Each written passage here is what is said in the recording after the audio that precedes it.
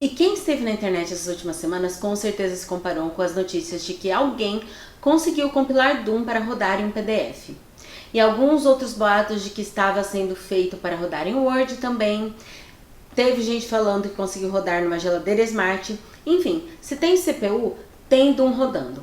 Mas para nós que somos programadores, seja Linux ou não, isso é muito interessante. Principalmente por 3 fatores. O código foi disponibilizado no GitHub, em Linux, para ser compilado em Linux.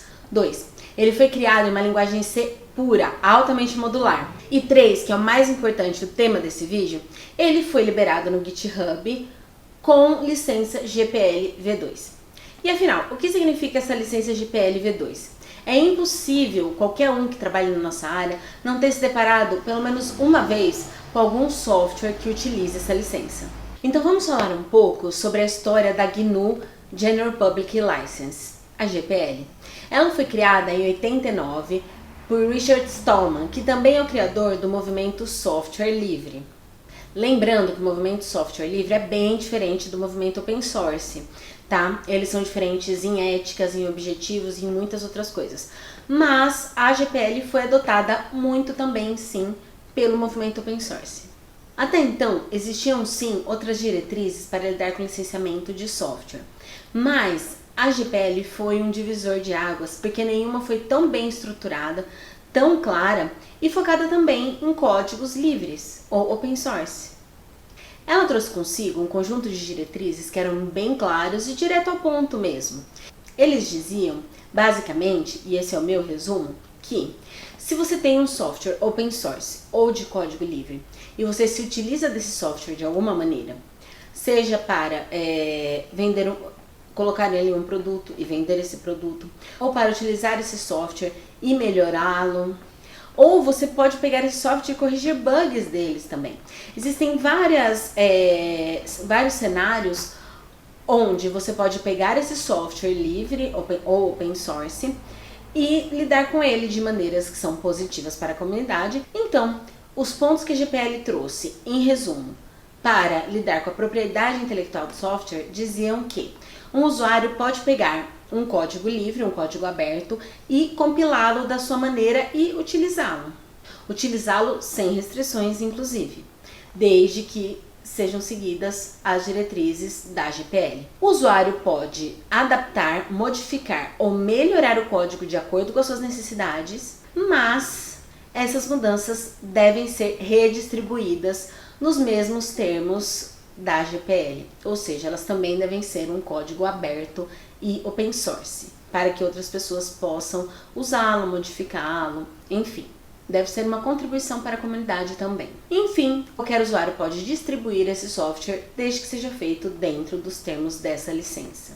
Existem várias versões da GPL, sendo 3 as principais, e eu vou tentar resumir aqui um pouco delas. Mas vou deixar aqui na descrição um artigo do nosso site, onde eu coloco várias fontes e inclusive links para você conseguir ler cada uma delas na íntegra.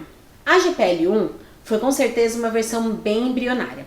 Ela trouxe aqueles pontos básicos que já foram discutidos anteriormente, mas ela era bem simples e trouxe também um conceito muito importante que existe até hoje e que até muitas vezes se desprendeu da GPL e virou um conceito por si só, que é o copyleft. O copyleft é o termo formalizado daquilo que a gente já discutiu anteriormente.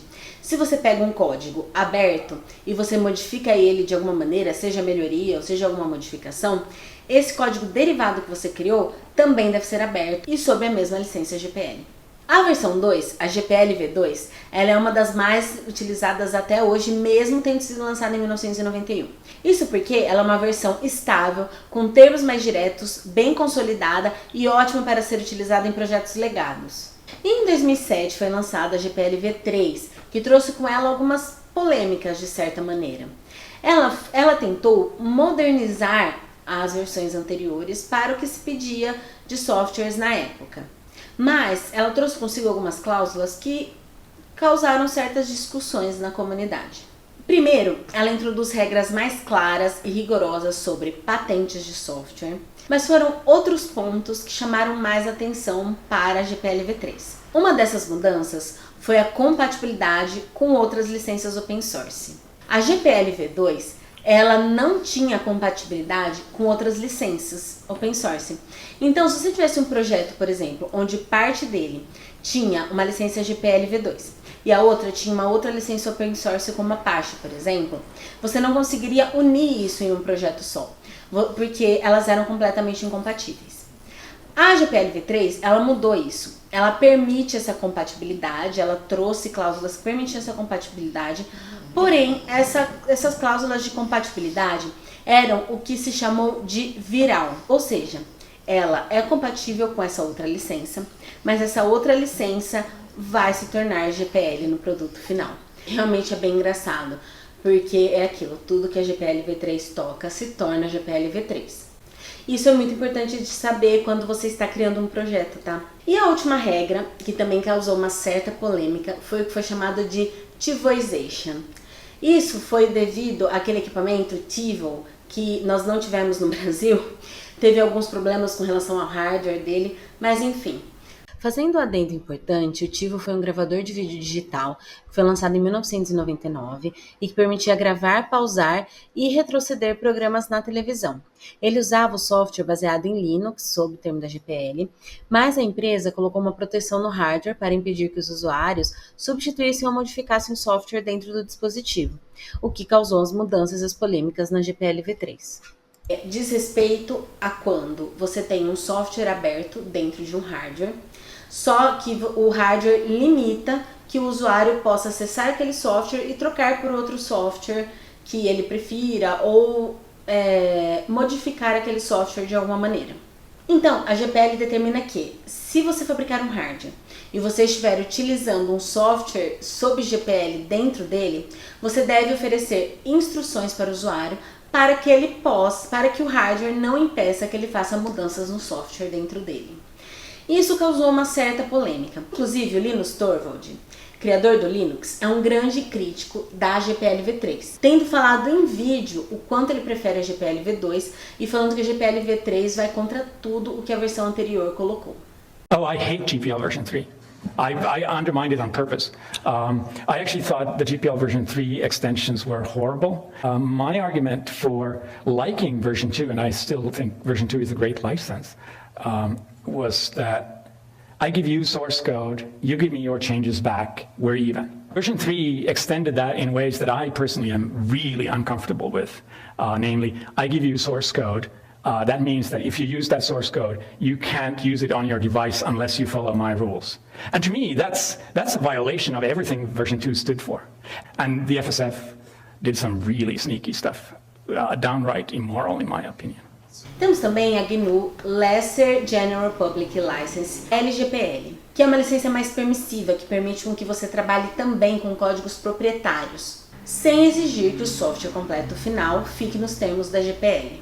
Mas para finalizar, é importante que todo desenvolvedor preste muita atenção sobre quais licenças estão os códigos com os quais ele trabalha, porque isso faz total diferença no seu produto final.